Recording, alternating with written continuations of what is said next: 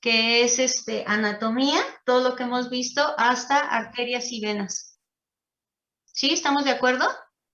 Sería el examen más o menos como a la 1:05, 1:10, y después vendría la clase. ¿Sale?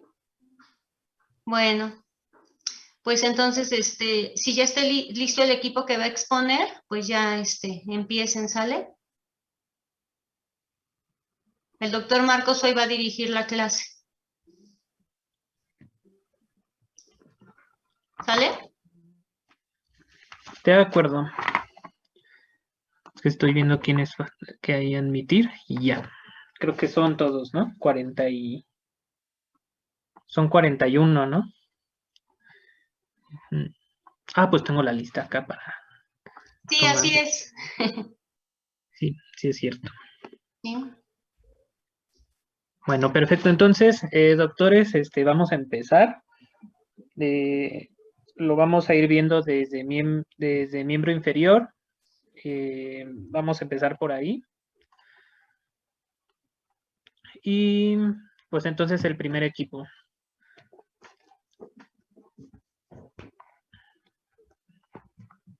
A ver, ¿quién es el primer equipo? Somos mi compañero Omar, mi compañera Daimairi y yo. Ok, entonces,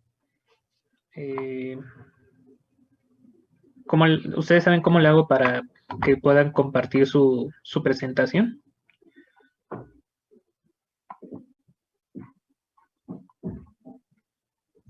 ¿Ya está viendo mi pantalla? Ah, dice ya que empezó. Está cargando.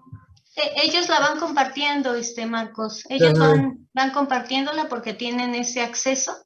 Ah, Y ya ok. conforme van avanzando, ellos son los que la cambian, ¿sale? Ok, perfecto.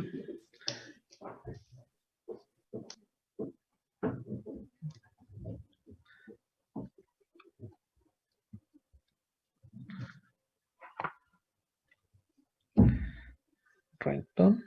Somos el equipo 6 de drenaje de extremidad inferior y de pelvis parietal. ¿Empezamos por extremidad inferior o por pelvis parietal? Por extremidad inferior. Ah, ok. Es que Sí, en por el favor. temario estaba acomodado como primero pelvis parietal, entonces voy a saltarme unas. Sí, lo que pasa es que cuando vemos las venas, ahora sí que es de lo más distal hacia lo más proximal. Ok.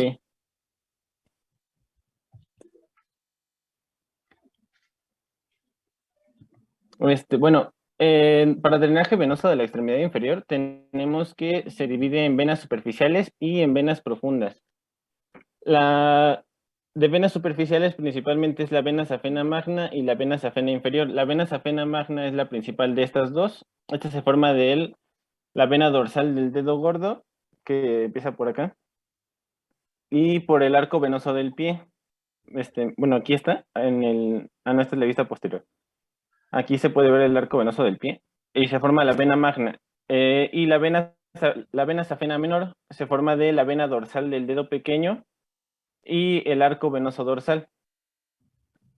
Luego también puede existir la vena safena accesoria que va a comunicar a la vena safena menor y a la vena safena magna. Esta va a originar de las venas tributarias de las caras medial y posterior de la pierna. La vena safena menor pasa por la parte posterior de la pierna y va a llegar hasta la vena poplitea en la fosa poplitea. Y existen también las venas cutáneas lateral y anterior que se van a incorporar a la distancia más proximal de la vena femoral, y ya llegan a la vena femoral. Ok, entonces, antes de que pases a la otra, Sí. regresa tantito, por favor. Entonces, bueno, para entender cómo está compuesto el sistema venoso, vamos a dividir así por segmentos en venas profundas y en venas superficiales. Ahora, también tenemos que entender que entre estos dos sistemas hay comunicación que se llaman venas perforantes. Entonces, entre las venas superficiales y las venas profundas va a haber esta comunicación, ¿vale? Entonces, de ahí que alguna pudiera llegar a desembocar en alguna vena profunda. Ujú. Entonces, en el miembro inferior, acuérdense que también estas venas no son grandes vasos, ajá, no es como la vena cava. Entonces, en estas venas es muy importante saber que son las que cuentan con unas válvulas venosas, a diferencia de la vena cava, del sistema porta, de las venas de la cabeza, ajá, de los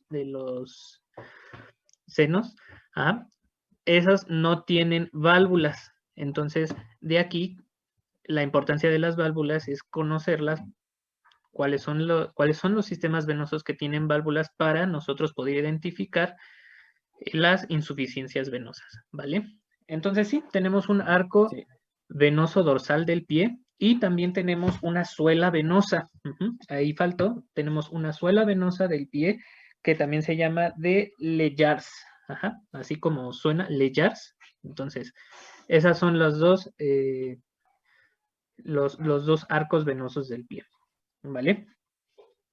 Ahora, las venas profundas son la vena femoral, la vena poplitea,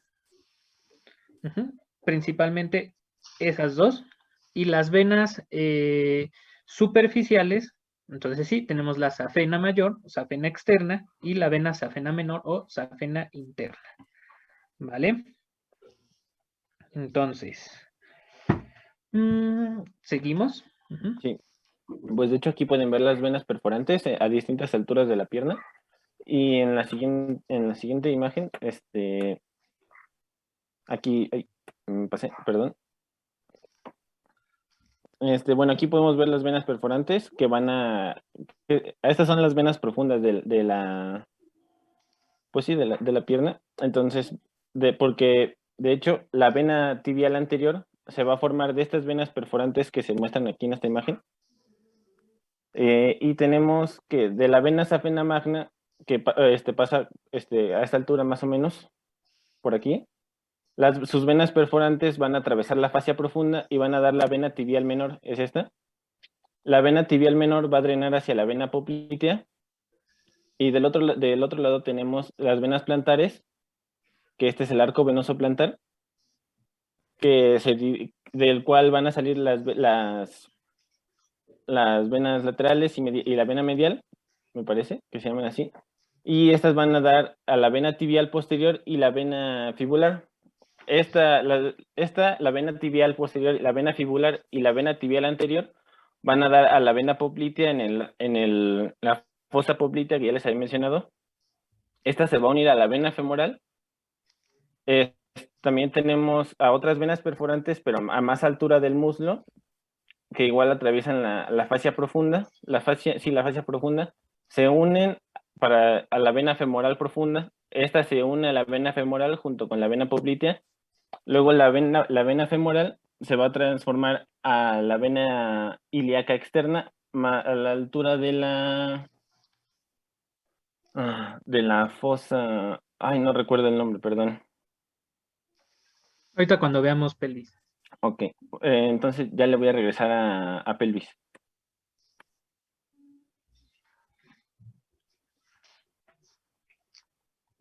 Buenas tardes, doctores y compañeros. Yo soy Omar Rendón. Si me corto un poco, por favor me dicen porque me está fallando un poco mi internet. Les voy a hablar acerca del drenaje venoso de la pelvis parietal. La pelvis parietal se va a drenar principalmente por la vena cava inferior, pero la vena cava inferior se va a dividir en dos, que van a ser el territorio parietal y el territorio visceral. Solamente les voy a hablar acerca del territorio visceral, que va a ser drenado principalmente por la vena ilíaca interna. Es importante decir que esta vena ilíaca interna va a tener 3 venas principales también que van a llegar hacia ella, que van a ser las venas glúteas superiores. Estas se van a comunicar con las tributarias de la vena femoral y por lo tanto van a constituir vías alternativas para el retorno de la sangre del miembro inferior si la vena femoral está ocluida o debe ligarse. También está la vena dorsal profunda del pene, que va a descansar bajo la fascia profunda del pene y se va a originar en las venas pequeñas que rodean la corona del glande. Esta va a recibir sangre del glande y del cuerpo cavernoso y también va a discurrir hacia atrás en la línea media entre las arterias dorsales y se comunica hacia abajo la sínfisis del pubis con la vena pudenda interna y a continuación la vena pudenda interna que va a irrigar los genitales externos y el periné, y esta se va a dividir en venas del bulbo peniano, venas rectales inferiores, venas escrotales posteriores, y todo esto va a llegar a la vena ilíaca interna, que va a comenzar cerca de la parte superior del foramen ciático mayor y pasará por arriba y por detrás de la línea, bueno, por arriba y por atrás ligeramente medial a la arteria ilíaca interna, y en el borde de la pelvis se va a unir a la vena ilíaca externa para formar la vena ilíaca común. Esta vena ilíaca interna va a drenar a la vena cava inferior, y esta vena cava inferior va a recorrer el abdomen en su porción retroperitoneal hacia la derecha de la columna vertebral lumbar hasta penetrar en el surco de la cara posterior del hígado. Después va a atravesar el diafragma por el orificio de la vena cava inferior y se va a desviar hacia adelante y a la izquierda hasta vaciar en la aurícula derecha del corazón a nivel de la novena vértebra dorsal. La que sigue, por favor. Y aquí les puse una imagen que es de la vista anterior y es, bueno, la parte azul va a indicar la circulación de la vena cava, y en esta otra imagen es una vista medial desde la izquierda, pero va a ser de la mujer, donde podemos observar las venas glúteas superiores, las venas obturatrices y las venas ilíacas externas e internas, y la común. La que sigue, por favor. A ver, aquí tantito. Entonces, la pelvis parietal se divide, dijimos, en venas viscerales y las parietales, que son, en este caso, pues las no viscerales. Entonces, aquí importante, las venas viscerales de la pelvis son dos grupos para hombres y mujeres, que para hombres, y para mujeres 4 grupos. Entonces, en hombres están exactamente las venas hemorroidales y las venas vesicales. Y en la mujer se agregan las venas uterinas y las venas vaginales. ¿Vale? A ver, permítanme tantito.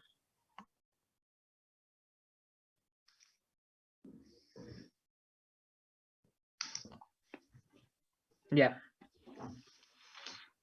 Entonces, continuamos.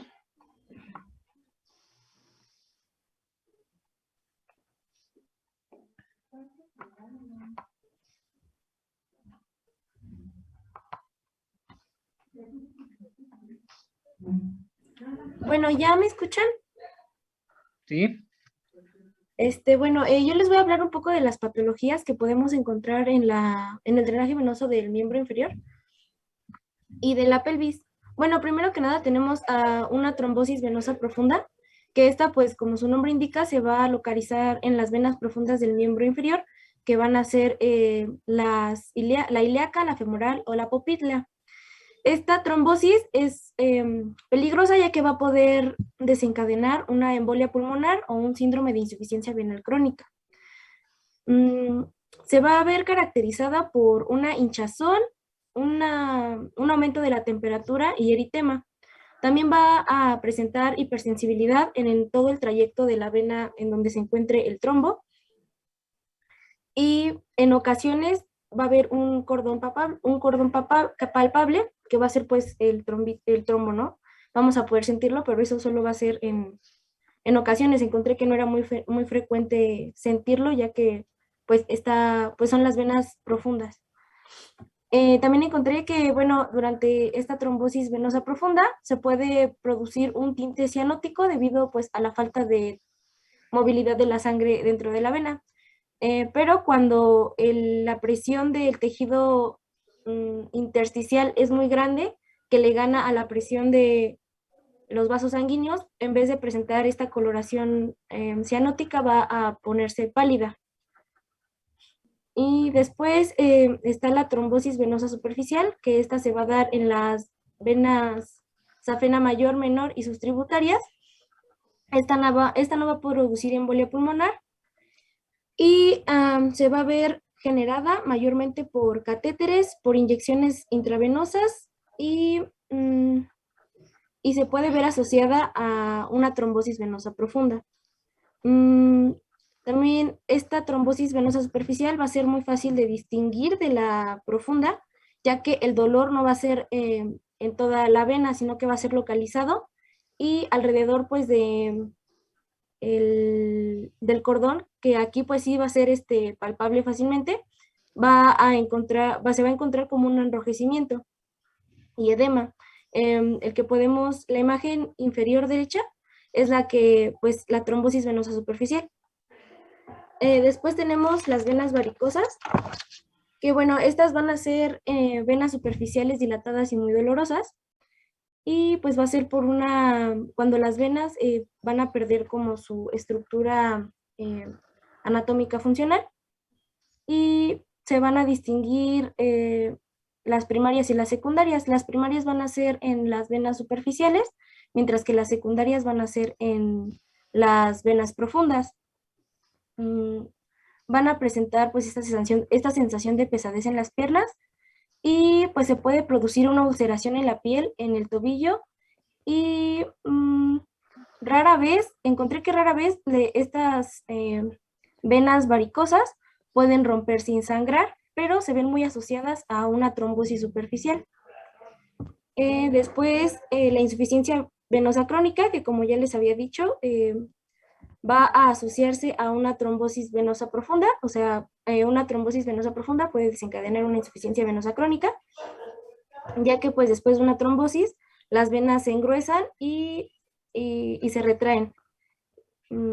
Entonces esta vena se va a hacer rígida y las paredes se van a hacer gruesas. Ok, entonces para la insuficiencia venosa les voy a dejar que investiguen qué es la clasificación SEAP, ¿vale? Esta precisamente es para nosotros poder clasificar la insuficiencia venosa, tener características clínicas, etiológicas, anatómicas y fisiopatológicas. Entonces, ¿qué es lo que pasa en la insuficiencia venosa? Hagan de cuenta que es un cilindro. Es un cilindro, ¿vale? Y adentro hay algunas válvulas. Entonces,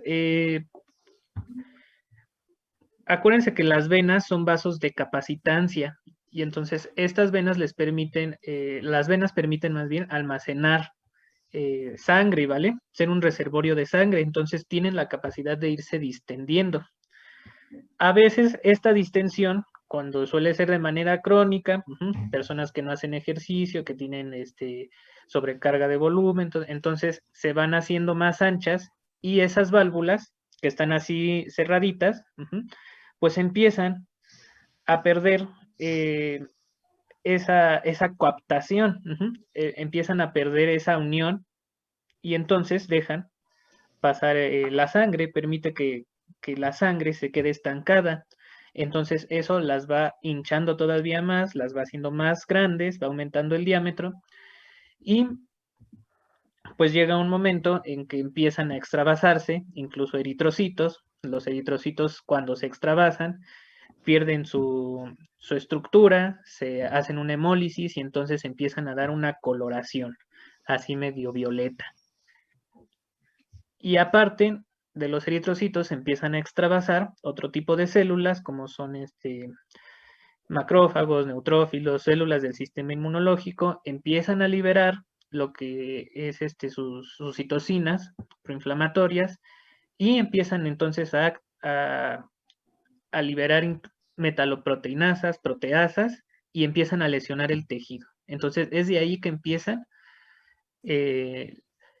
a la formación de las úlceras, ¿vale? Entonces sí, nosotros podemos determinar con ciertas pruebas si está afectado el drenaje venoso profundo o superficial, ¿vale? Eso lo van a ver más en práctica clínica, pero sí les voy a encargar entonces que investiguen la clasificación SEAP, y para que la siguiente clase les pueda hacer algunas preguntas y analizar a mayor profundidad este tema, ¿vale? Además les va a servir.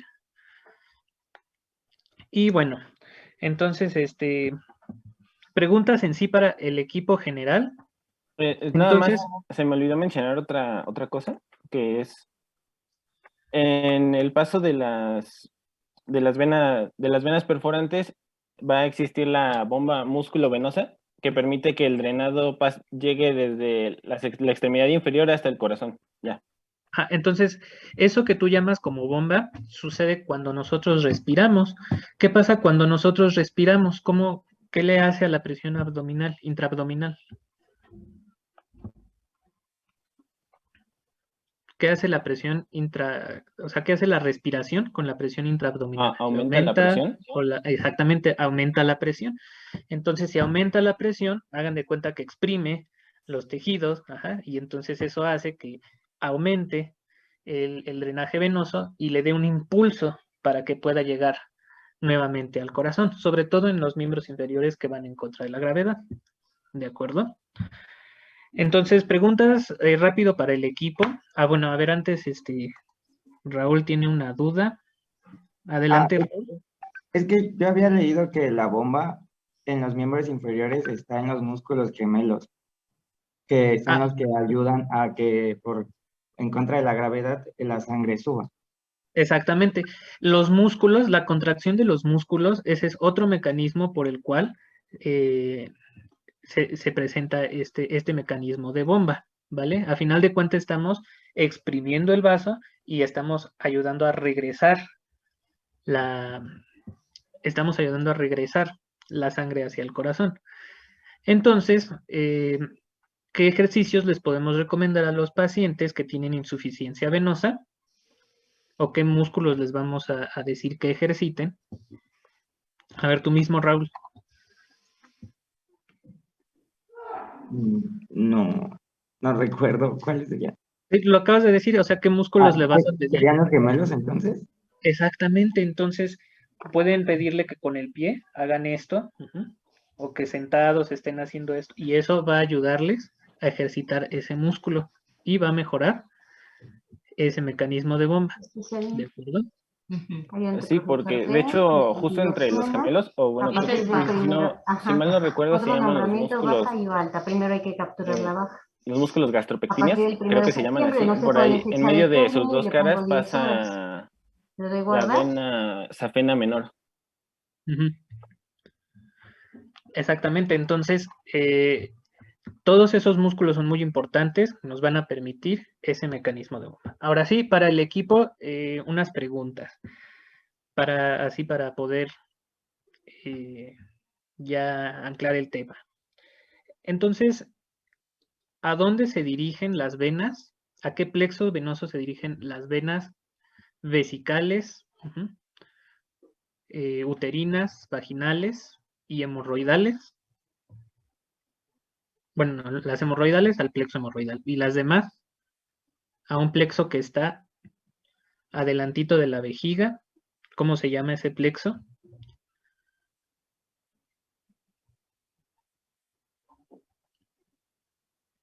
A ver, el equipo. Plexo venoso de... ¿Puede ser el de Santorini? Exactamente, es el plexo venoso de Santorini. Entonces, las venas intrapélvicas viscerales se dirigen al plexo venoso de Santorini y al plexo venoso hemorroidal, que pues ese pues, es de las venas hemorroidales. ¿Dónde se localiza el plexo venoso de Santorini?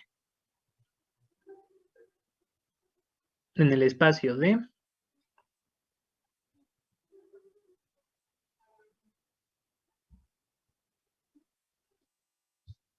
ver.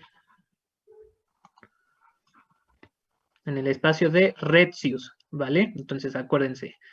Plexo venoso de Santorini en espacio de Retzius y va a drenar hacia las venas ilíacas internas o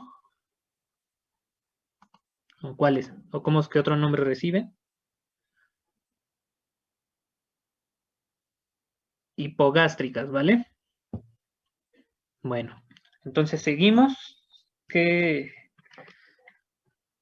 sigue? Doctor, en lo que pone en su presentación, ¿puedo preguntar algo? Claro. También, bueno, había leído que también ahora la insuficiencia venosa es por secuelas de COVID. Ok. Ahora, espérame, déjame admitir a los que se están uniendo. Y ahorita te explico eso. Lo que pasa es que cuando hay una infección, existe algo que se llama respuesta inflamatoria sistémica, ¿vale?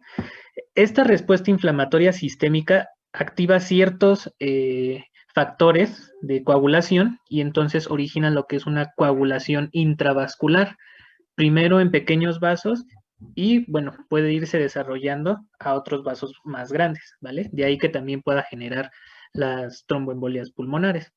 De hecho, qué bueno que me comentas eso. Les voy a dejar investigar otra cosa que tiene que ver con lo de la insuficiencia venosa. Van a investigar lo que es la tríada de Virchow. ¿Vale? La comentamos la siguiente clase.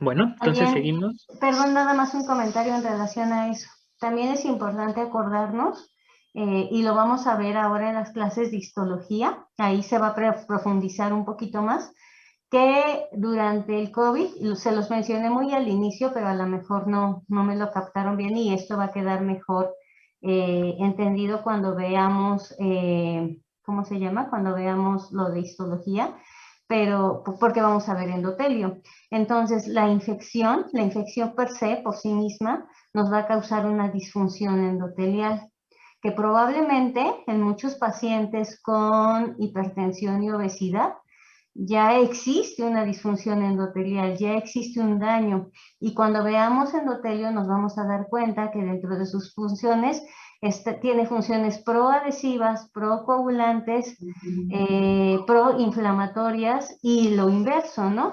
Antiadhesivas, anticoagulantes y antiinflamatorias. Entonces, cuando entra en esta disfunción endotelial, lo que ocurre es que hay un desequilibrio. Finalmente, él va favoreciendo actividades anticoagulantes para evitar que la sangre coagule y siga fluyendo, siga circulando, pero también tiene actividades procoagulantes para cuando hay un tipo de lesión a nivel del vaso, entren los mecanismos de reparación, los mecanismos homeostáticos para mantener la hemostasia, perdón. Pero cuando ocurre disfunción endotelial, estos mecanismos se sobrepasan uno a otro, de tal manera que la acción procoagulante queda más evidenciada o queda más magnificada. Por eso es que en los pacientes con COVID se producen muchos coágulos, muchos trombos que posteriormente se pueden convertir en émbolos, ¿no? Por eso es que muchos de ellos pueden desarrollar tromboembolias pulmonares o otro tipo de alteraciones más importantes generados de esto, ¿no? De esta disfunción endotelial que en su momento vamos a ver cuando veamos histología. Y pues la tríada de Virchow, que el doctor Marcos ya se las dejó estudiar y ya le contestará a Alan si está en lo cierto o no. Pues es importante porque en los pacientes con obesidad, en los pacientes que tienen falta de movimiento, se desarrolla mucho esta éstasis venosa, ya hay una lesión per se a nivel endotelial por todo este tipo de factores, el factor inflamatorio, etcétera, etcétera, y demás que les comento, lo vamos a ver. Y además, pues esto contribuye a la coagulopatía, ¿no? Pero sí, eso es lo que más o menos, bueno, lo que sucede, no más o menos, eso es lo que sucede en el COVID. Y yo en su momento, cuando hicimos la sesión de introducción, les había comentado que se había visto en algunos estudios anteriores al COVID, que muchos pacientes que desarrollaban procesos infecciosos, posteriormente aumentaba su porcentaje para desarrollar infartos, y era secundario a esto, ¿no? A que ya ese proceso inflamatorio que se desencadenaba o que producía la infección viral condicionaba a este tipo de lesiones que dejaba trombos, que dejaba mayor alteración a nivel endotelial y favorecía la presencia de los infartos. pero lo vamos a retomar cuando veamos histología. Perdón, pero andaba por aquí y por eso lo hice. Así no se preocupe, doctora. Gracias. Entonces, bueno, vamos a continuar con drenaje venoso de abdomen y bueno, pelvis visceral. Bueno, nosotros somos el equipo 5 y como ya les comentó el doctor, vamos a hablar sobre drenaje venoso de abdomen y pelvis visceral. Nuestro equipo está compuesto por González Fernanda, Maya Angélica, Ramírez María Belén y su servidora Cabrera Natalia. Siguiente, Maya, por favor. ¿y quién? Cabrera Ramírez. Ramírez, ok, la doctora Ramírez. Okay. Ramírez María Belén. Ok, primero debemos comprender que la pelvis visceral va a estar formada por lo que son estructuras viscerales que abarcan lo que es vejiga, ovarios, trompas uterinas, el útero, la vagina y el recto. Ok, en esta yo encontré que va a estar drenada por diferentes plexos, conocidos como plexos venosos pélvicos. Estos están formados por lo que son interconexiones de venas que van a rodear básicamente las vísceras de la pelvis. Los diversos plexos que hay en esta pelvis, que son el rectal, el vesical, el prostático, uterino y vaginal, se van a unir y básicamente van a drenar lo que son en tributarias a las venas ilíacas internas, aunque pues algunos van a drenar lo que es a través de la vena rectal superior, de la vena mesentérica, que pertenece al sistema porta hepático. O también puede ser a través de lo que son las venas sacras laterales, de lo que es el plexo venoso vertebral interno. Ok, de encontramos que del plexo prostático periuretral, conocido como de Santorini, se va a situar lo que es alrededor de la próstata en el hombre, como ya lo dijo el doctor, en el espacio de Rexius, o en dado caso de la mujer, en lo que es uretra. Esta va a recibir lo que son la vena dorsal profunda del pene o del clítoris, en el caso de la mujer, y de venas vesicales anteriores, al igual que de las venas de la próstata, uretra prostática y de la membranosa. Y de este plexo va a salir lo que es la vena pudenda interna y va a seguir básicamente lo que es su trayecto de lo que es la arteria homónima a lo que es a lo largo de la fosa isquional, y la pelvis, y pues sus afluentes son básicamente satélites de lo que son las ramas arteriales. En el plexo vesical, esta va a cubrir lo que son las caras laterales de la vejiga y pues va a recoger lo que es la sangre de la vejiga y de las vesículas seminales. En lo que son las venas vesicales salen del plexo y del prostático periuretral para poder así pues desembocar directamente en lo que es en la vena ilíaca interna. Ok, ahora en el plexo uterovaginal, pues vamos a encontrar que va a extender por los bordes que son, por los bordes laterales, vaya, de lo que es la vagina y el útero. Y de esto van a salir lo que son las venas uterinas, que pues podemos encontrar 2 de cada lado y pues van a seguir lo que es el trayecto de la arteria uterina para poder desembocar en lo que es en la vena ilíaca interna. Y también vamos a encontrar lo que son las venas vaginales, que básicamente van a drenar en las venas vecinas, que son las uterinas, las vesicales, la rectal media y la pudenda interna. O puedes drenar directamente en lo que es la vena ilíaca interna. En el plexo rectal, pues vamos a encontrar que se va a situar en lo que es en torno a la, ¿cómo decirlo?, a la porción anal del recto. Y pues la sangre de este plexo va a drenar básicamente a lo que es la vena porta a través de las venas rectales superiores y hacia lo que es la vena ilíaca interna por medio de las venas rectales medias e inferiores. Siguiente, por favor. Ok, primero que nada una disculpa, es que yo estoy compartiendo y tengo miedo de que se me trabe, pero pues yo les voy a hablar acerca de las venas ilíacas.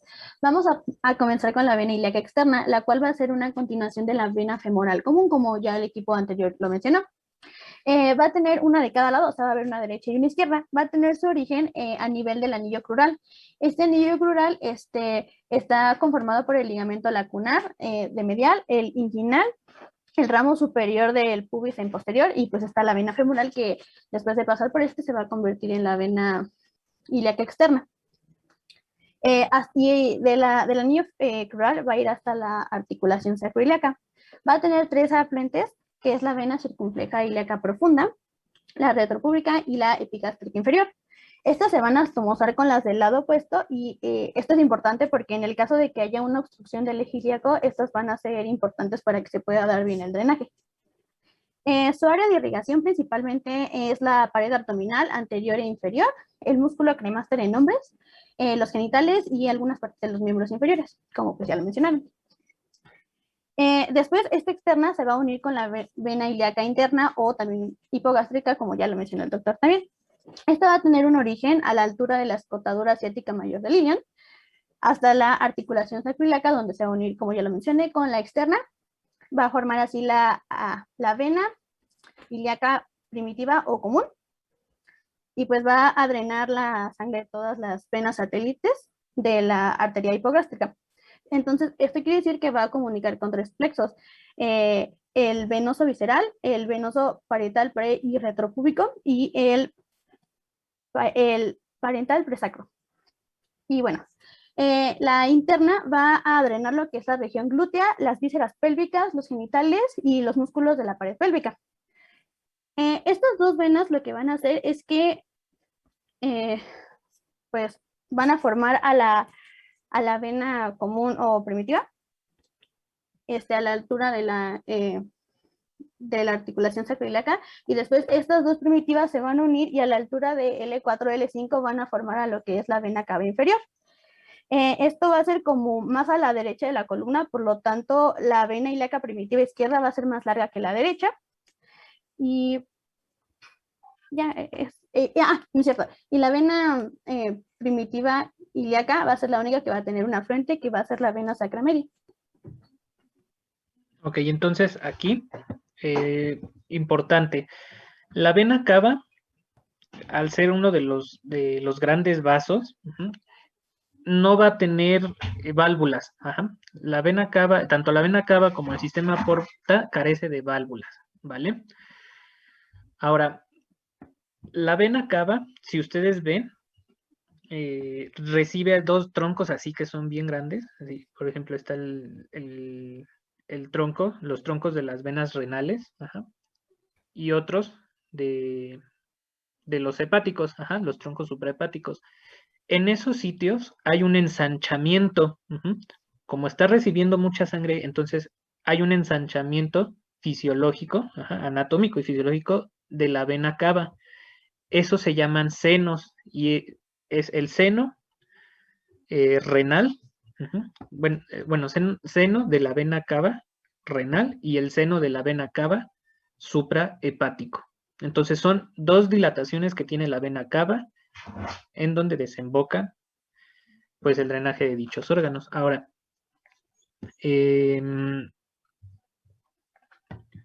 no sé si van a dar también.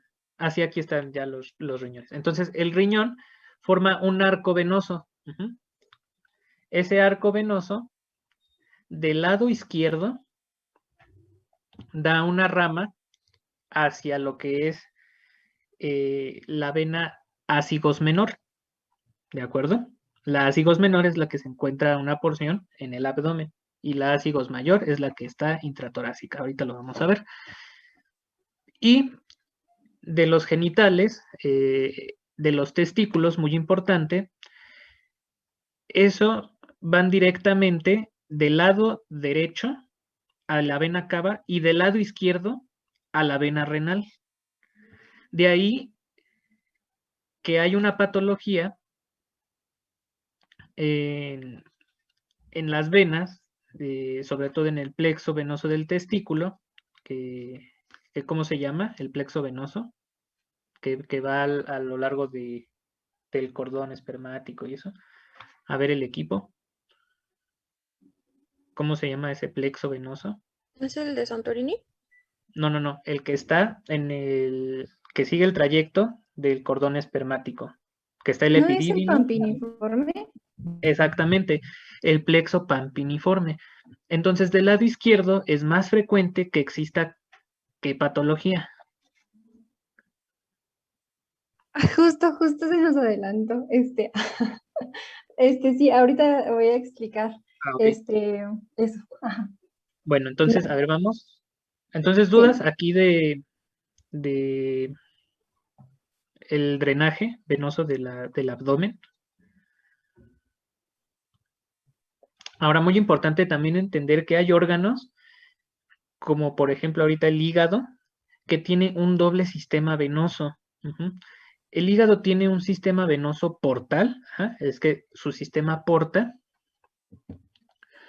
y tiene su drenaje venoso que va, que es suprahepático y va directamente a la vena cava. Ajá. Entonces, la vena porta, como tal, es una confluencia ujú, de varias venas, y el objetivo, pues, es que puedan llegar ciertos nutrientes, ciertas sustancias que el hígado se va a encargar de modificar y después ya sea secretarlo a través de la bilis o drenarlo nuevamente a través del sistema suprahepático a la vena cava, ¿vale? Pero son sistemas venosos diferentes ujú, que están en el hígado. Entonces, un sistema porta hepático y un sistema suprahepático que va hacia la vena cava. Bueno, seguimos. Bueno, primero les voy a explicar a las venas gonadales, que como podemos ver, están un poco más arriba de las ilíacas. Podemos ver que ya son de la vena cava inferior. Bueno, la mayoría de las venas de la pared posterior del abdomen van a ser tributarias a la vena cava inferior, a excepción de las que les voy a mencionar ahorita. Bueno, tenemos que las gonadales van a ser las ováricas en caso de las mujeres y las testiculares en caso de los hombres. Ok. Las venas ováricas y las testiculares izquierdas van a desembocar, como nos decía el doctor, en la vena renal izquierda, y las derechas van a desembocar en la vena cava inferior. Bueno, las venas ováricas se van a formar a partir de los plexos que se encuentran alrededor de cada ovario y van a ascender a la izquierda y a la derecha respectivamente. Luego tenemos que más arriba encontramos a las venas renales, que es la derecha y la izquierda. Bueno, estas van a pasar por delante de las arterias renales y drenan en la cava inferior. Bueno, si recordamos, la vena cava inferior va a estar más cerca del riñón derecho. Por ende, cuando el riñón derecho quiera drenar la sangre a la vena renal derecha, esta va a ser más corta. Y justo es de lo que nos hablaba de las patologías, que ahorita les voy a mencionar una, precisamente por esto, porque pues una parte está más corta y, por ejemplo, en la vena izquierda pues va a ser más larga. Y bueno, las afluentes que van a dar estas va a ser en la derecha, va a drenar solamente la sangre renal, y en la izquierda va a recibir a la vena gonadal izquierda, a la suprarrenal, a las venas lumbares y a las frénicas. Bueno, este drenaje de la vena gonadal izquierda va a explicar por qué va a ser más frecuente el varicocele en los hombres y especialmente en el testículo izquierdo. ¿Esto por qué? Porque las venas gonadales se van a encontrar con una renal que no va a tener, va a tener mucha presión sanguínea, mucha presión venosa, y esto va a predisponer a que el testículo izquierdo va a tener un menor retorno venoso y por ende pues se va a dar el varicocele.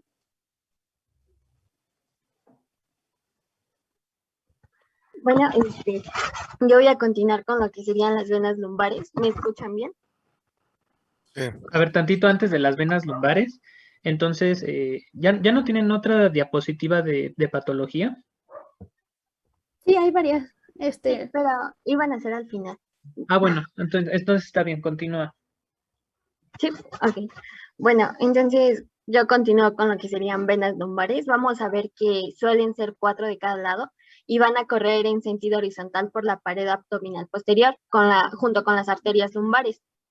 Se van a conectar en un ángulo recto con las venas lumbares ascendentes, de acuerdo, sean derecha o izquierda, y van a formar lo que es el origen correspondiente a la vena ácigos o hemiácigos. Estas venas lumbares van a drenar la sangre de las lumbares ascendentes y luego van a correr hacia la vena cava inferior. Vamos a ver que también van a drenar lo que es toda la pared muscular abdominal posterior, la médula espinal, los nervios espinales en el interior del conducto raquídeo y las meninges. Vamos a ver ahora sí lo que serían las venas hepáticas y lo que mencionaba el doctor sobre lo que es la aporta hepática, que va a estar compuesto de 2 o 3 venas. Van a drenar los capilares hepáticos y van a recibir sangre venosa de los capilares de los órganos gastrointestinales a través de esta vena, que es la aporta hepática. Va a estar dividida en lo que es la vena, como primera, la vena gástrica izquierda, que nace de la cara derecha de la curvatura menor del estómago y se va a unir al lado izquierdo de la vena porta hepática en el epiplano menor. Y va a drenar la porción terminal del esófago, el estómago, el hígado, la vesícula biliar, vaso, páncreas, intestino delgado y grueso. Vamos a tener también la vena que va a conformar la vena gástrica derecha, que van a ser de la cara derecha de la curvatura menor del estómago y se va a unir con la vena porta hepática en la cara anterior en el epiplano menor, que esta nos va a dar, va a drenar la curvatura menor del estómago, la porción abdominal del esófago y el duodeno. También tenemos la vena esplénica, que nace del vaso y cruza el abdomen en sentido transversal por detrás de lo que sería el estómago para anastomarse con la vena mesentérica superior y formar lo que es la vena porta hepática. Y al igual que esta va a recibir la vena mesentérica inferior cerca de la unión con la vena porta.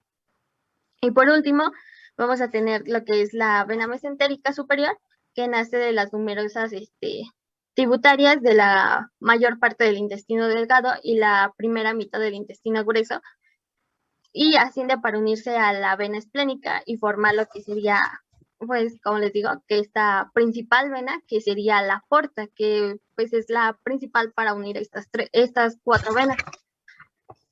También vamos a ver en la parte más superior lo que es las venas frénicas inferiores, que van a nacer en la cara inferior del diafragma y suele dirigir una tributaria hacia la vena suprarrenal izquierda, que va a desembocar en la vena renal izquierda, y otra hacia la cava inferior. La vena frénica derecha va a desembocar en lo que sería la vena cava inferior y va a drenar lo que es la cara inferior del diafragma y tejidos peritoneales adyacentes.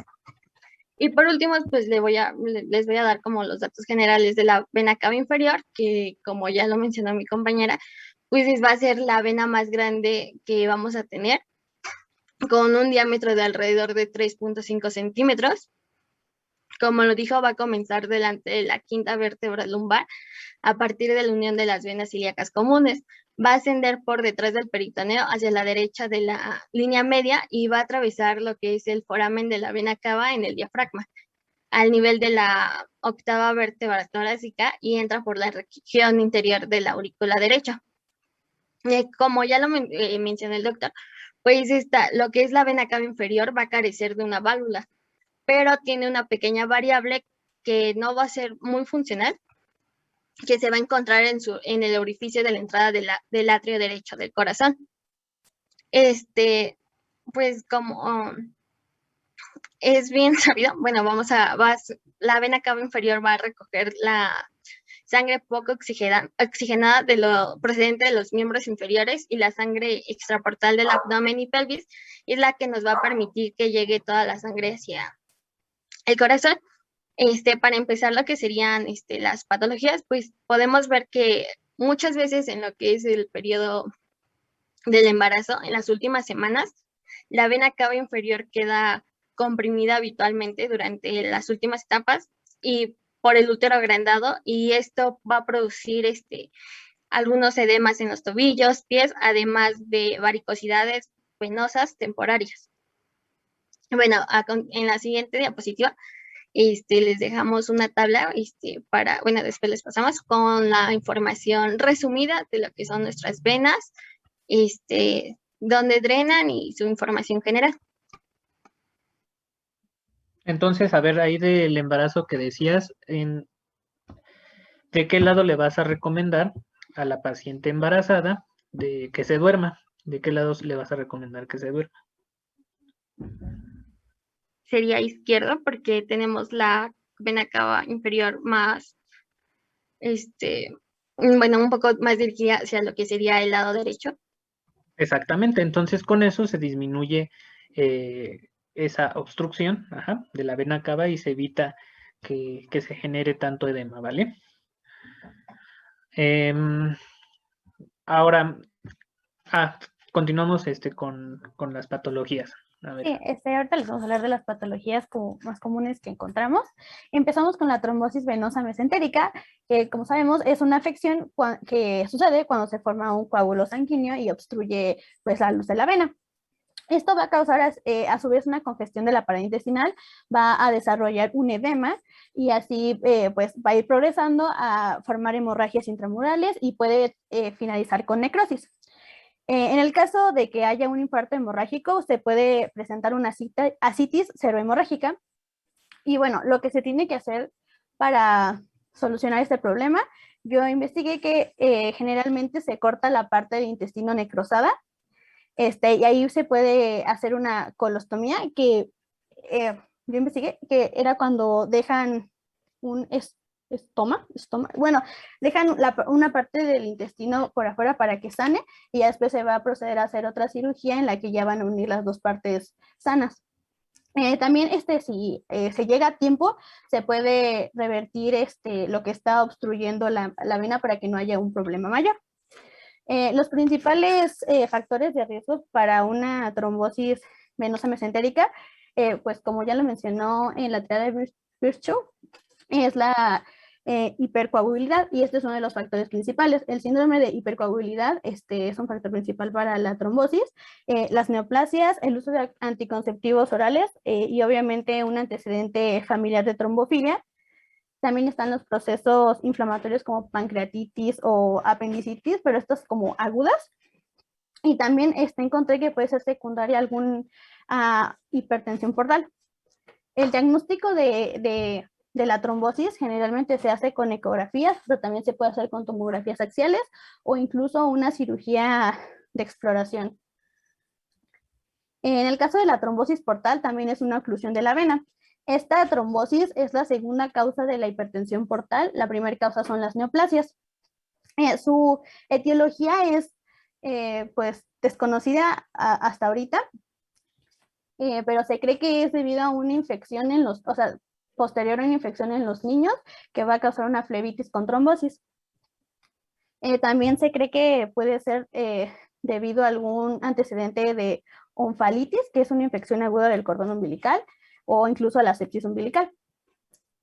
En el caso de los adultos, los antecedentes o los factores de riesgo podrían ser alteraciones trombofílicas sistémicas adquiridas, que pueden ser como síndromes mieloproliferativos o síndromes de antifosfolípidos. También hay alteraciones trombofílicas hereditarias, como por ejemplo déficit de proteína C o proteína S, o un déficit de antitrombina. Y hay factores de riesgo normales que es el embarazo y el consumo de los anticonceptivos. Además de, pues también factores locales como son traumatismos e infecciones como apendicitis y diverticulitis. Y las consecuencias principales en la trombosis portal es que se van a observar varices esofágicas, también hay anorrectales, también encontré que había varices ectópicas en la región del duodeno y en la vesícula biliar. Y clínicamente es frecuente que se presente como una hematemesis, así como también ascitis, y también la esplenomegalia y la anemia son comunes en esta patología. Ok, entonces vamos con la trombosis mesentérica. Aunque puede llegar a ser más frecuente la trombosis arterial, más bien lo que ocurre en lo que es el intestino, el tubo digestivo, es que cuando hay una obstrucción, un ejemplo, el apéndice, lo primero que se compromete es el drenaje linfático. A final de cuentas, el drenaje linfático llega a lo que es el sistema venoso. Y del sistema venoso, pues están los capilares que unen el sistema venoso y el sistema arterial. Entonces, conforme va aumentando el edema que genera la obstrucción, se va comprometiendo primero el drenaje linfático, luego el drenaje venoso y luego el drenaje arterial. Y de ahí que si se compromete el drenaje arterial, entonces nos va a generar lo que son los episodios de isquemia, necrosis, incluso puede llegarse a perforar. Y como bien lo dijiste, pues el tratamiento es quitar ese pedazo que se obstruye. Digo, si es el apéndice, pues que bueno, porque no tiene, ahora sí que no tiene continuidad, pero si es un segmento intestinal, pues entonces ahí sí se tendrá que después hacer una restitución del tránsito y pues es más problemático. Ahora, la hipertensión portal, cuando nosotros hablamos de las patologías del hígado que generan hipertensión portal, nos referimos a lo que son las insuficiencias hepáticas o las insuficiencias cardíacas, ¿vale? Las hepáticas, como tal, pues se clasifican en prehepáticas, hepáticas y posthepáticas. Las posthepáticas son las que te refieres como obstrucción de la vena porta. Entonces, una obstrucción de la vena porta sí nos va a generar que nos aumente la presión portal. ¿Sabes de cuánto tiene que ser la presión portal para que se considere hipertensión portal? Ay, no, creo que eso... Sí, ¿sí? Es arriba de 12. Ok. En general, cuando es arriba de, o sea, la presión normal es Entre de menos de 5 milímetros de de menos mercurio. de 6, ¿no? Ajá, algo así había leído. Menos que de era 5 menos de milímetros 6. de mercurio. Ajá. Ya cuando el 12, digamos que nos marca un límite para considerarse hipertensión. O sea, si es una hipertensión portal severa y ya una hipertensión de más de 20 milímetros, entonces ya hace algo que se llama un síndrome compartimental y ya hay ascitis y hay muchas otras. Pero entonces lo normal es 5 milímetros. La presión portal debe de ser de menos de 5 milímetros. ¿Vale? Entonces, bueno, la que tú mencionabas es un síndrome que se llama de Chiari, Budd-Chiari, enfermedad de síndrome de Budd-Chiari, que es la oclusión de la vena portal y es una causa de insuficiencia hepática posthepática. Bueno, entonces, ¿tienen alguna duda? Bueno, todavía falta un poquito más. Bueno, seguimos con el síndrome de May-Turner.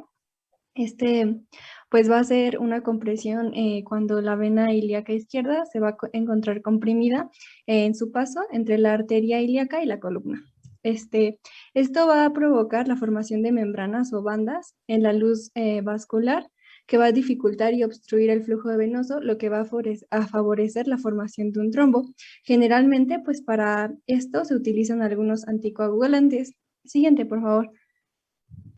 Ah, mira, de hecho lo que tú me decías de 12 milímetros de mercurio, eso es para la ascitis. Ajá. Una ascitis es cuando la presión intraabdominal sobrepasa los 12 milímetros de mercurio. Y cuando hace un síndrome compartimental es cuando sobrepasa los 20 milímetros de mercurio. Sí, es que, mira, por ejemplo, siguiente, por favor. Y en el sistema porta, sí, la presión normal es hasta 5 milímetros de mercurio. Ahí. No, en la de la hipertensión. Ahí. Ajá, y justo es de los que le íbamos a hablar, de la hipertensión portal. Y yo encontré que, por ejemplo, los valores normales de la hipertensión portal eran de 4 a 6. Y ya cuando se consideraba hipertensión portal, lo encontré que era en 12. Pero, pues, igual. No, lo que pasa es que la hipertensión portal nos va a generar ascitis. Ajá. O sea, la ok. insuficiencia hepática nos genera ascitis. Ajá, y también la ascitis nos condiciona una presión intraabdominal. La presión intraabdominal debe de ser de menos de 12 milímetros, es más, menos de 10 milímetros. Ya hablando de 12 milímetros, ya se considera que hay ascitis, y ya más de 20 milímetros, síndrome compartimental. Las venas que mayor se afectan son las venas esofágicas. Cuando hay una hipertensión portal, se hacen varices esofágicas, y bueno, si se llegan a reventar, pues entonces es cuando hay hematemesis. Ahí lo que se tiene que hacer es ligarlas para evitar que pues se lleguen a reventar. De hecho, es la primera causa de muerte en una insuficiencia hepática, el sangrado de tubo digestivo alto por ruptura de varices esofágicas. Sí, y la hipertensión portal va a ser muy común, y este va a ser un término médico que se le va a asignar a una elevada presión del sistema venoso portal. Bueno, esta enfermedad se va a definir como la presión hidrostática en el sistema venoso portal, y esto va a hacer que el gradiente de presión de la vena portal y la vena cava se eleve más arriba de 2 a 6 o de 5, como nos decía el doctor. Bueno, en un individuo normal, la vena porta conduce al hígado toda la sangre que ha irrigado de los órganos específicos, como por ejemplo el vaso, el estómago y los intestinos. Bueno, cuando existe hipertensión portal en una persona, bueno, este flujo que llega al hígado ya no va a llegar por completo. Entonces esto va a promover a la formación de ciertas colaterales, y de hecho pues podemos ver el signo indicativo de esta enfermedad, que va a ser la cabeza de medusa, que no sé si puedan ver en el estómago de esta persona, pues tenemos como que varias varices, y entonces esto va a ser pues los vasos colaterales que se están formando de la pared abdominal se comienzan a irradiar al ombligo. Y ya, siguiente. Bueno, estas son nuestras referencias. Gracias por su atención, y si tienen alguna duda, pues nos pueden decir. Bueno, muy bien, entonces, ¿alguna duda con...? Bueno, para pregunta para el equipo, entonces, ya sí, para que ya se ganen sus 10. Entonces, ¿por qué venas está formado el sistema porta? ¿Cuáles son las venas que forman el sistema porta o la vena porta? Era bueno, si quieres dilo tú. Date, no, sí, nada más. Bueno, era la esplénica y la mesentérica superior. Y a veces también rama de la gástrica, ¿vale? Ajá, es que, bueno, yo había leído que creo que la gástrica se unía como antes, pero generalmente lo mencionaban así. Sí, un poquito arriba, pero bueno, son las tres principales que forman el sistema porta. Bueno, bien. Entonces sí, seguimos. ¿Qué sigue? Aprovechando que estamos en cardiovascular, cuando hay una insuficiencia cardíaca, también puede condicionar aumento de la presión venosa, sobre todo si es una insuficiencia hepática del lado derecho, una insuficiencia cardíaca del lado derecho, y esa presión tan elevada va lesionando el hígado hasta un punto en que puede desarrollar cirrosis, y entonces se llama cirrosis cardíaca, ¿vale? Es una causa también de insuficiencia hepática condicionada por un fallo en el corazón de las cavidades derechas del lado derecho. Bueno, seguimos. ¿Quién sigue? ¿Sí se ve la pantalla? Ajá. Bueno, somos el equipo 4. Vamos a presentarles el drenaje venoso de miembro superior y de tórax. Mi nombre es García Toribio Rafael Alejandro, y voy a presentarlo con mis compañeras Zaira Etzel López Campos y Jimena Sánchez Santiago.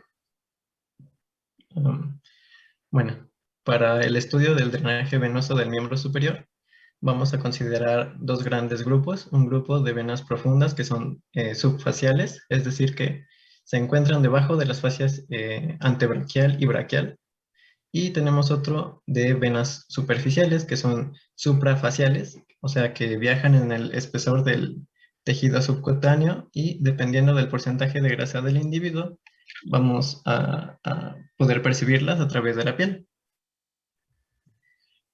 Las venas profundas van a seguir el trayecto de las arterias, por lo que van a tener los mismos límites, las mismas relaciones y también los mismos nombres. Bueno, va a tener una diferencia, que es que por cada arteria van a existir dos venas que se conocen como venas satélites.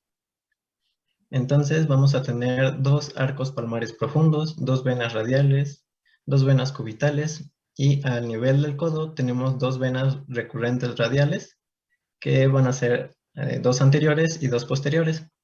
Y también tenemos después a las dos venas braquiales o humerales, las cuales van a drenar a la vena axilar, que a este nivel ya solo hay una vena axilar. También a este nivel se van a unir el sistema superficial y el profundo. Ahora las venas superficiales, que son las que se utilizan clínicamente para poder tomar muestras de sangre o administrar medicamentos. Ya habíamos dicho que son suprafaciales y viajan sobre el tejido subcutáneo y a diferencia de las profundas, estas no van a seguir el trayecto de las arterias. Y otro detalle importante es que estas venas están en contacto íntimo con los nervios cutáneos del miembro superior. Y esta red va a comenzar en la mano desde las venas subunguiales, sí, que es un plexo venoso que drena hacia las venas digitales dorsales y a la altura de la base de los dedos se van a comunicar formando los arcos digitales que nos forman de 3 a 5 venas metacarpianas que van a ser dorsales, de los que se van a destacar dos. Una es la vena metacarpiana cefálica del pulgar y la otra es la metacarpiana del meñique. ¿Esa qué otro nombre recibe? ¿Cuál? La del meñique, la colateral del meñique. No recuerdo. También se le conoce como salvatela. Salvatela. Ok. Bien, sigue. A nivel del dorso de la mano, forman la red venosa dorsal de la mano. Y a nivel del antebrazo van a formar la vena cefálica del antebrazo o radial, creo. Ajá, entonces mira, la cefálica del pulgar, a final de cuentas se va a convertir en la vena radial. Sí. Y la vena salvatela o colateral del meñique, metacarpiana del meñique, va a formar la vena cubital. Y aquí en medio, que sí, de hecho, o sea, aquí tú puedes ver que del arco profundo se va viendo otra que va en medio. Ajá. Esa se llama vena mediana. Bueno, la vena que acaba de mencionar se va a formar, pero en la palma de la mano, con las venas de la palma que son más escasas o menos numerosas o menos desarrolladas. Pero todas estas venas van a confluir y va a formar la vena mediana, que a veces se forma o a veces puede no formarse, por lo que leí. Pues no, o sea, realmente sí se forma. Digo, hay variaciones anatómicas, sobre todo de algunas anastomosis, pero sí se forma una vena mediana, porque esa recoge todo el drenaje de la palma, entonces se tiene que a fuerzas formar. Aquí muy importante, tenemos venas que están en la parte anterior del antebrazo, que es la cubital anterior, mediana y radial, y tenemos una única vena que va superficial que va por la parte posterior del brazo, que sería la cubital posterior, ¿vale? Entonces la cubital en el antebrazo es la única que se divide en anterior y posterior. Entonces vamos a tener a nivel del antebrazo de dos, bueno, más bien 3 troncos principales, que es la vena cefálica del antebrazo, o también se conoce como radial superficial, la vena basílica del antebrazo, o cubital superficial, y la mediana del codo. Bueno, del No, antebrazo. la mediana, o sea, se llama vena mediana y hasta el nivel del codo, hasta el nivel de la articulación del codo es cuando va a emitir 2 ramas, que una se va a dirigir hacia la basílica y otra hacia la cefálica, o cubital o radial. ¿Vale? Sí.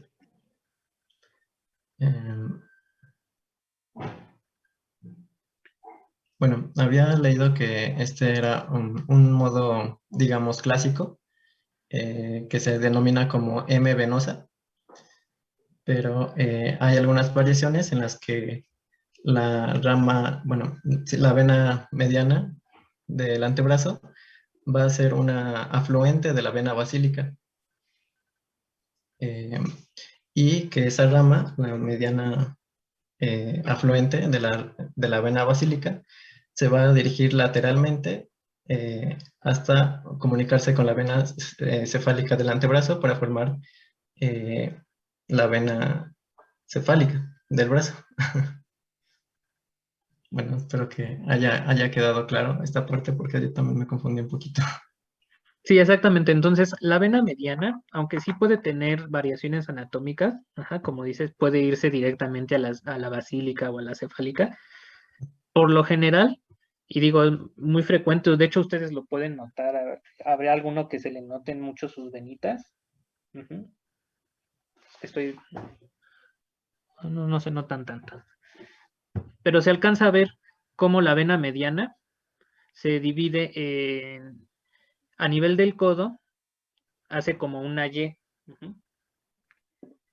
Esa se llama vena mediana basílica, que se une a la cubital, o y vena mediana cefálica, que se une a la radial. Se puede continuar con el nombre de basílica o cefálica. Más bien se continúa con el nombre de basílica. Entonces, a ver, aquí pregunta para el equipo. La vena basílica se forma por ¿qué venas?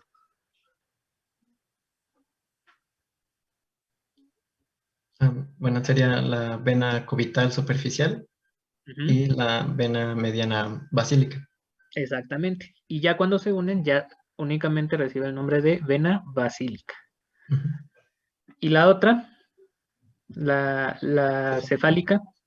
Sería por la vena radial superficial y por la vena mediana cefálica.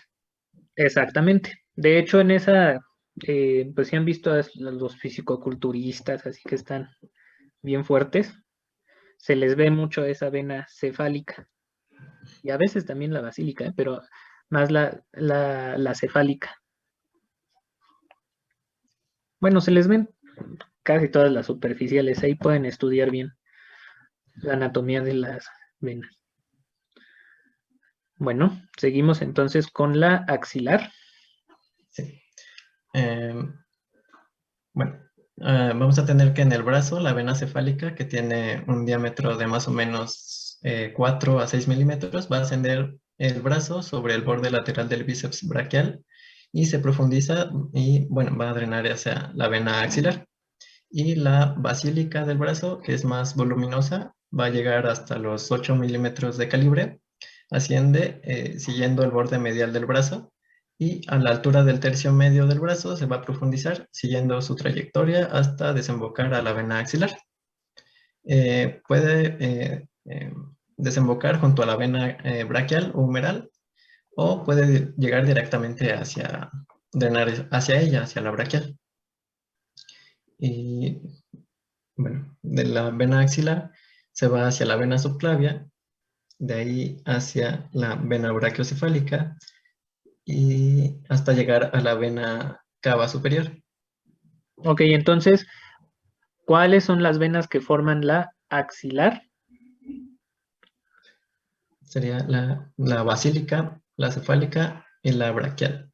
Precisamente, porque esas no son, entonces, esas son afluentes, o sea, esas quiere decir que llegan a la vena axilar, pero las que en general forman la vena axilar son las dos venas humerales. Por lo tanto, la vena axilar se considera una vena profunda. Y ya después recibe como afluentes a la vena cefálica y a la vena basílica. ¿Vale? A ver, entonces, y bueno, de la subclavia, a lo mejor no se los pidieron, pero bueno, entonces lo van a tener que investigar, así también como tarea, cuáles son las relaciones de la vena subclavia y brachiocefálica. Ahí sí va a ser importante que estudien cuáles son sus relaciones anatómicas.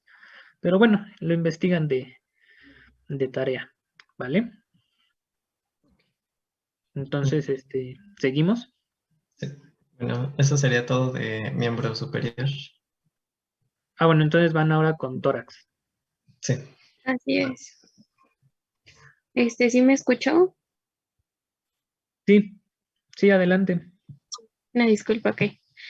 Ok, en tanto lo de tórax lo vamos a dividir en lo que es parte anterior y parte posterior para poder, bueno, ir viendo cada una de las venas. En la parte anterior están lo que son las venas intercostales, que son, estas conforman las venas satélites, como la vena mamaria interna. Esta drena en los troncos venosos brachiocefálicos.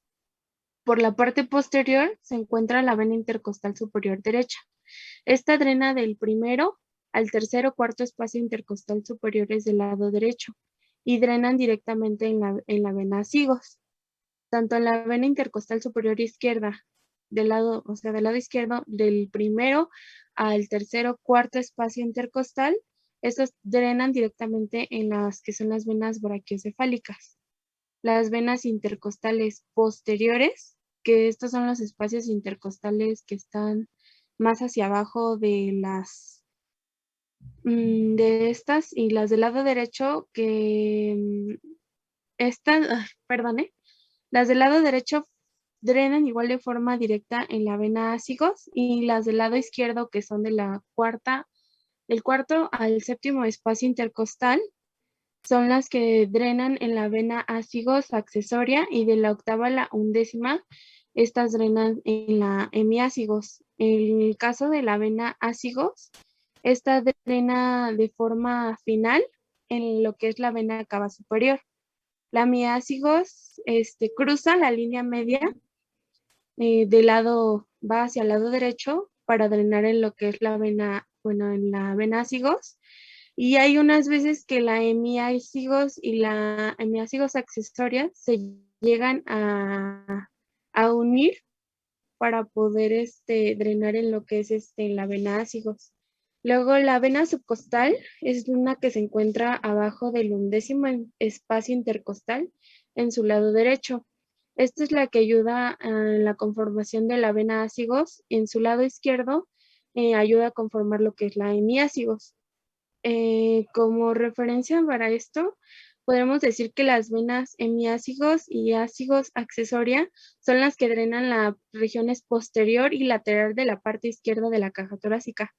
Y tienen que desembocar en lo que es en la ácigos, y como les dije, van hacia la línea media para poder llegar a esta.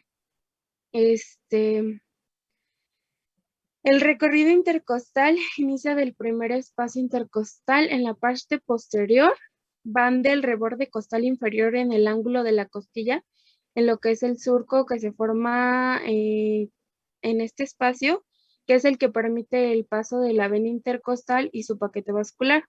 Estas emergen de lo que es el músculo intercostal interno y músculo intercostal íntimo. Entran por la fascia endotorácica para relacionarse con lo que es la vena ácigos, semiácigos y ácigos accesoria. Por la parte derecha superior costal es donde drena la vena intercostal suprema, que es una prolongación tributaria de la ácigos, para poder hacer el drenaje de toda esa parte.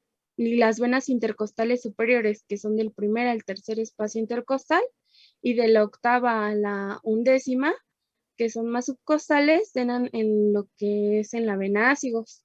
Por la parte izquierda posterior, estas drenan directamente en la vena intercostal suprema, que es la que pasa por el callado de la aorta para drenar finalmente en la vena brachiocefálica derecha. Las posteriores de 3 a séptima de los espacios intercostales drenan en lo que es en la vena hemiácigos accesoria, como ya les había comentado. Luego la vena ácigos, finalmente en el lado derecho, asciende por los espacios hasta alcanzar el arco de la vena ácigos del bronquio derecho, hasta lo que es la vena cava superior, y del primer a tercer espacio intercostal para poder hacer su drenaje final. Y lo que es el sistema de las venas ácigos, se define como un subsistema de las venas, de las cavas. La vena ácigos mayor está ubicada en la parte posterior torácica derecha y nace a lo que es el nivel lumbar, entre la unión, que es la unión de la vena lumbar ascendente y la subcostal derecha. Esta asciende al tórax penetrando cerca del tronco simpático derecho, cerca del ligamento arqueado medial o el surco del psoas, me parece que es. También así el otro nombre. Asciende por delante de las arterias intercostales superiores derechas y está relacionado con lo que es el esófago. Asciende hasta la vértebra T3 o T4, dependiendo. En algunos casos varía. Y al tercero espacio intercostal posterior. Realiza lo que es un arco que pasa por encima del pedículo pulmonar derecho y por ese mismo paso que realiza hace una impresión al pulmón y marca lo que es ese arco. Y pasa por lo que es delante del bronquio principal derecho hacia la arteria pulmonar y la vena pulmonar. En ese arco es el que hace para encontrarse con la vena cava superior, que es, como les dije, su desembocadura final y que recoge de los cuarto espacio intercostal al 11º la sangre de estos espacios intercostales. La parte de la vena intercostal superior derecha drena en la ácigos, que es la que recoge del primer al tercer espacio y que pueden drenar en la vena brachiocefálica o en la vena subclavia. Y también en la vena ácigos pueden drenar directamente plexos venosos esofágicos. En el caso de la vena hemiácigos, que también anteriormente era conocida como hemiácigos menor, izquierda inferior, esta está hecha por lo que es la unión de la vena lumbar ascendente izquierda y la subcostal izquierda ascendiente. Por el tórax pasa por lo que es el tronco simpático torácico, drena los espacios intercostales del lado izquierdo de inferoposteriores, que son los 4 últimos. Se relaciona también con las venas intercostales posteriores izquierdas. Esta es menos gruesa porque tiene un menor volumen de drenado. Llega hasta lo que es T7, cruza medial hacia el lado derecho y desemboca de forma final en la ácigos, pasando por detrás del esófago. En la hemiácigos accesoria, esta pasa por encima de la hemiácigos y drena los espacios posteriores intercostales medios, que son más o menos del cuarto, quinto, sexto y a veces séptimo posterior izquierdo. Puede seguir más hacia abajo y drenar de forma directa hacia la hemiácigos. Como se había dicho, se pueden llegar a unir